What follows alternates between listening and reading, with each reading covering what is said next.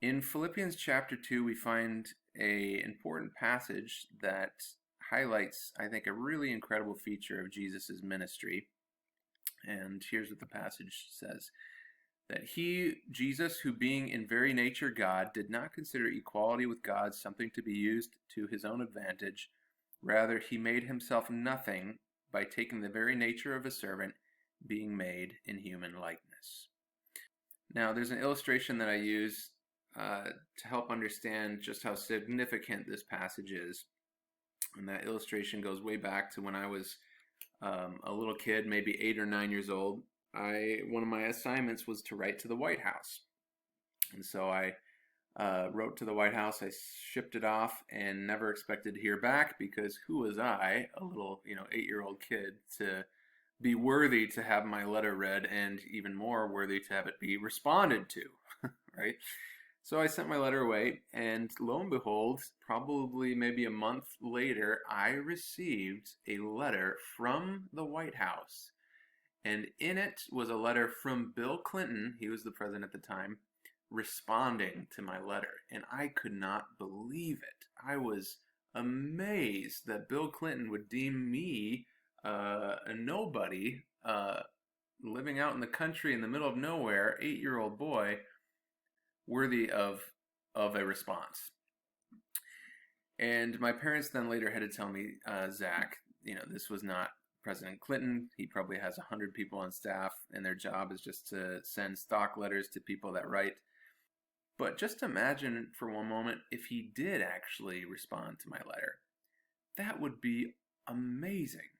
And take it a next step further. What if not only did he respond to my letter, but Bill Clinton took the trouble to drive to my house, walked up, knocked on the door, said, "Hey, Zach, thanks for your letter. And I just wanted to see if there's anything I could do for you. Could I maybe, paint some of your house?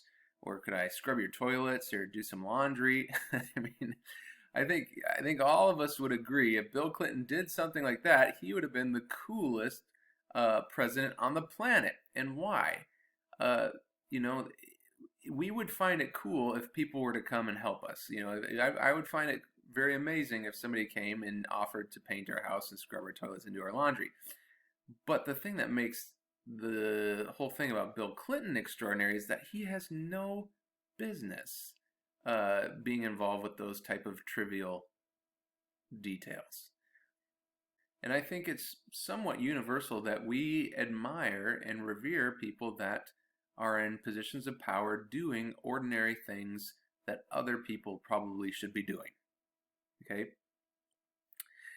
So extrapolate that to then Jesus. You have architect, designer of the entire universe, a universe of infinite expanse, billions of stars, every star with a solar system as big or larger than our own. Okay, in that universe, our solar system is just a minute speck. And in our entire solar system, the Earth is an even smaller speck. And furthermore, in all of our Earth, all the billions of people on the Earth, you are an even smaller speck.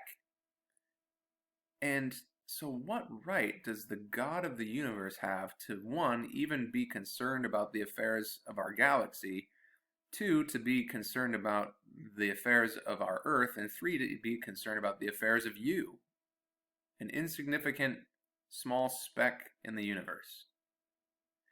But that isn't the nature of our God. Our God is not a God who stays in the lofty mansions of celestial realms, completely removed from the affairs of men, but our God is a God who not only came to our planet, but did so in a way that was so humble, it's almost amusing, right? When Jesus came to this planet, he did not come riding a limousine or a Tesla or a rocket ship. He came and he was born in a barn, and born in a barn under humble, awkward circumstances. I mean, think about Joseph and Mary. Mary's ready to pop, and they're trying to quick find a place to have this baby. There's no room at the inn, so they have to just Like imagine if that was you and you were taking your spouse to the hospital and they're like, oh, sorry, no room. And so you just had to duck into somebody's barn and give birth, with all of their smelly animals in their barn. That was an awkward, humble arrival of a baby. And that is precisely the manner in which the architect of the entire universe desired to make himself known to the peoples of earth. There's something incredible about that type of presentation. It's far greater than if Bill Clinton was to read my letter and then come and scrub my toilets.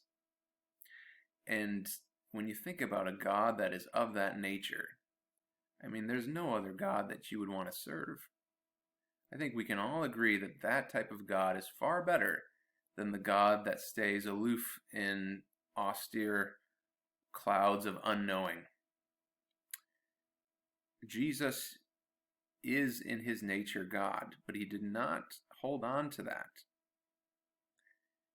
He gave it up so that he could be incarnate in our world. He did so in a very humble way, and even more so, he took on the nature of servant, made in our human likeness, suffered immensely, just so that you could come to know him. That is amazing.